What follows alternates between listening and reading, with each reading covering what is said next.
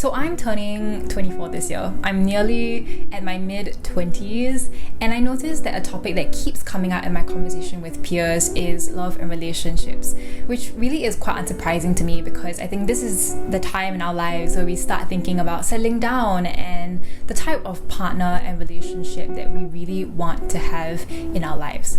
I honestly think that a really important part of adulting is learning how to do relationships right. And that's not just romantic relationships, but also our friendships, our relationships with our family and the people at work. But in today's video specifically, I'll be talking about romantic relationships and a couple of really important lessons that I've learned over the course of the past few years, both from my own relationships and also those of my peers. So without further ado, let's get started.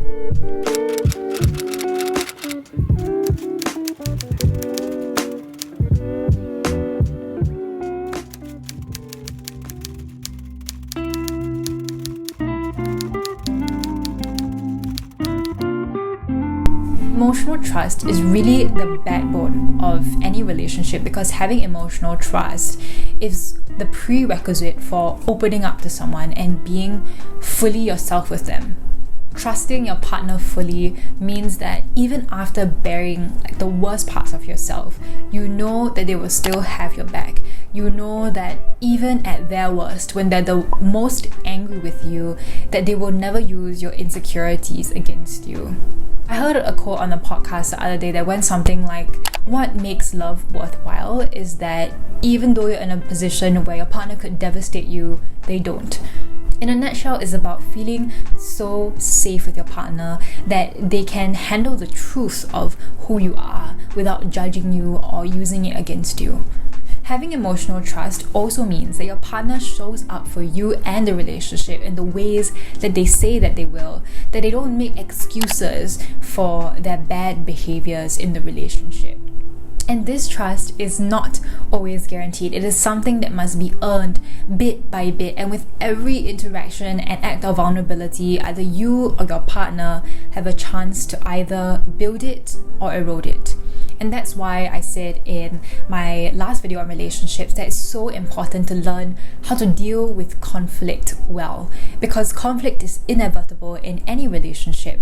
But when tensions are high, it is very easy to do things like be mean, and that can really erode trust in the relationship. Of course, I'm not saying that you should be perfect. I mean, there's always going to be moments of friction in every relationship, but the magic ratio is 5:1, which is for every negative interaction or feeling, you have 5 positive interactions or feelings. And this is actually a ratio that was proven by researcher John Gottman, who found that he could predict with, I think, 90% accuracy or something like that, which couples will remain together in a marriage or get divorced based on their interactions. And now that I'm in a long distance relationship, I realize that when you have emotional trust in your partner, you also trust them to be faithful, like in a fidelity sense. I had a friend ask me the other day, how's the LDR going? How can you trust your partner not to do anything unfaithful? And my honest answer is just that I just trust him, I trust him as much as I did when we were physically together because we already built up that emotional trust and I know that he wouldn't hurt me in that way. Communication is not just about what is said, why is said, or how often, but also about how it is received. Now, everyone says that communication is an important part of the relationship, but what exactly does good communication mean? I think to some extent it's about the frequency of communication. How often do you need to talk in order to feel connected to each other? To a certain degree, it is also about making space for and learning how to have difficult conversations. But I think something else that is often neglected is not just thinking about what you say, how often you say it, or your intention behind it, but also how your partner receives what you say. I've certainly had my fair share of disagreements because of miscommunication, and for some reason, I have the most difficulty with this with my mother compared to my partners. There was a period of time where we would always misunderstand each other. I would say something, she would interpret it as something else, she would get hurt, react negatively, and I would get annoyed, and we would just get into an argument. So after this happened, like multiple times, I realized that when there's this gap between my intention and her experience of me, I can either react negatively and be defensive, or I can try to understand and listen and hear her point of view.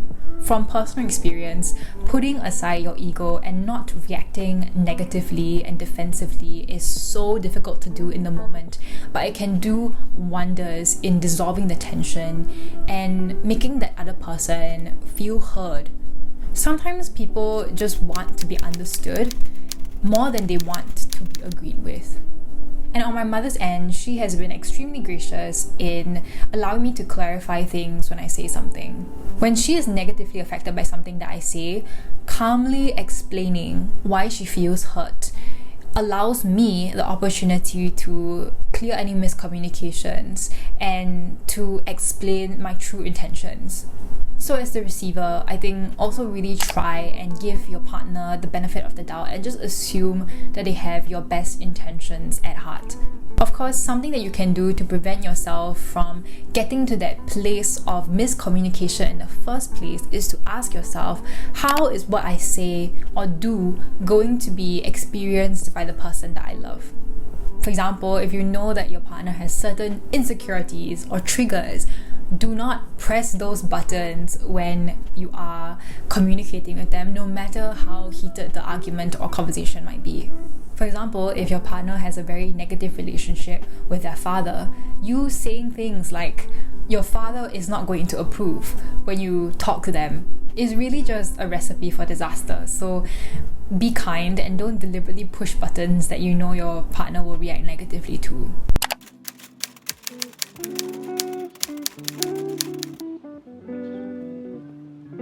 Now, this question of incompatibility seems like a very obvious one, but this is a question that so many of my peers in relationships are experiencing or have experienced, and I myself have been in similar situations. So I think it's really important that we unpack this question a little bit. First of all, I think we need to define what compatibility is in the first place, and I think this clip does it very well. This is how you remember this. So the R stands for recreational intimacy, doing things together. So if I'm a type A person, I love skydiving, I love hiking, I'm kayaking. Do you love those things too? Do we line up? The I is intellectual intimacy. Do we feed each other? Can we have conversations if I love that intense stimulation? And can you meet me there and do you enjoy it? Or do we say, why are you so intense all the time? Why do we have to talk? Can we just kind of sit and be? The S is spiritual intimacy, and this is different than religion. We don't have to have the same religion, but do we see our concept of the world, of creator, of how we exist as global citizens? Do we see ourselves the same? Or do we make each other feel small or shrink or question our own spiritual growth? E is emotional intimacy. Are we warm and fuzzy? Do I really feel like you get me? Do I feel safe and vulnerable? Or am I more like kind of a cactus? Listen, I don't need all that touchy-feely emotional stuff. Be tough, be strong. And then that last S, it's last, but it's definitely not least, sexual intimacy. Do we like the same things? Do we light each other's fire? Are we into the same kinds of exploration, or are we both conservative? Are we talking about it in terms of how much sex we want, how often? Do we show up and feed each other in that passion place? Some relationships rise, some fall. You want one that rises. Do you have to have all of them? No. Okay. But it's important that you have the ones that fit. It has to be about you. How well do we line up? If I don't need those things and you don't need those things, then we're great. But if I need them and you can't meet that need, now we have an issue. And do we figure out how to do that with each other, or do we now have to go out and bring other folks into our relationship, sometimes in platonic ways, sometimes in consensually non-monogamous ways? How do we get those needs met? To add to what was mentioned in the video, I think it's also important to think about your financial compatibility. So things such as, how do you guys spend money? Are you guys savers? Are you guys spenders? What are you guys in agreement with about how you want to spend your money in the future? And also life vision compatibility. So a couple years or decades down the line, where do you see your life heading? Do you want kids? Do you want to get married? Do you want to live in the same country? These are things I think that are also really important to consider besides the other forms of compatibility that were already mentioned.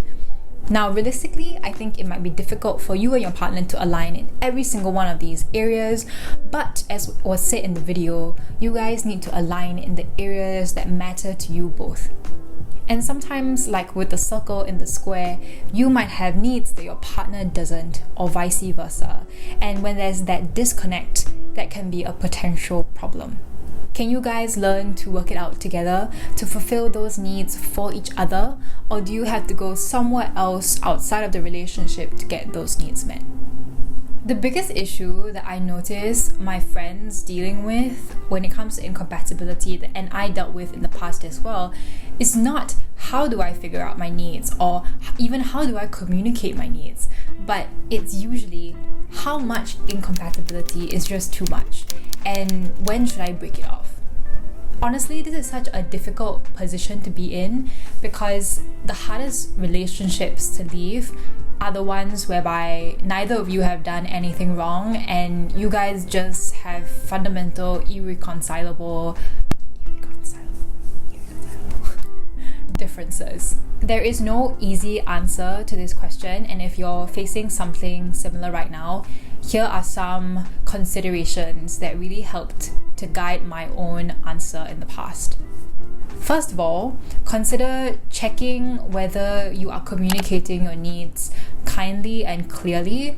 I think your partner may not be willing to hear you out if they feel attacked. So really think about how you are communicating your needs.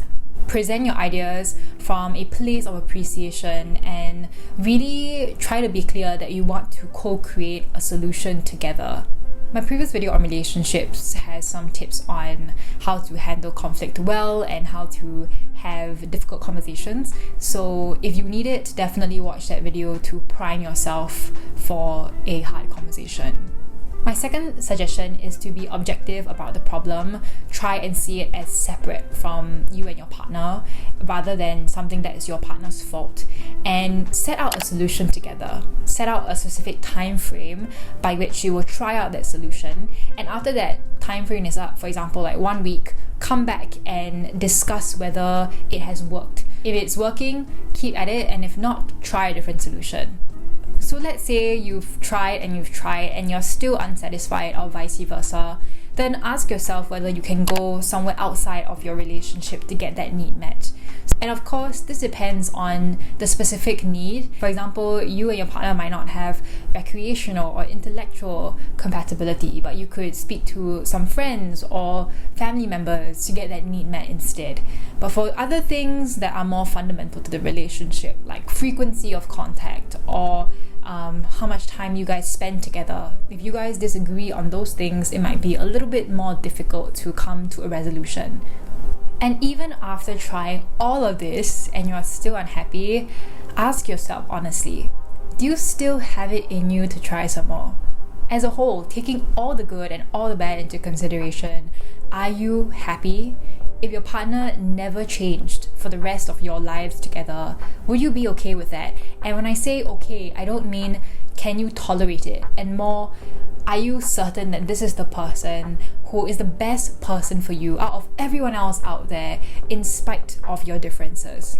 It really takes a lot of self-awareness and discernment to really figure out and be honest with yourself about whether you're happy or not. Some more questions that you can ask yourself to figure out how you really feel are you wondering about what it would be like to date other people? How many days in a row have gone by without you harboring negative thoughts or feelings towards your partner? Do you trust your partner to have your best interests at heart always? Does life feel more upsetting now than it was when you were single? Are you both continuing to live out the 5-to-1 ratio, meaning that with every negative feeling, you have 5 positive ones? And if your answer to all of this points you away from your partner, why are you still in the relationship? It's very important to interrogate yourself frankly, and be honest with yourself about your answers. When you think about it, a relationship really only goes down one of 2 ways. You either get married or you break up. So are you prepared to be with this person your entire life, in spite of your challenges and your differences?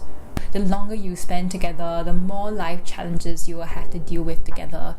Are you prepared to go through all of that difficulty with this person?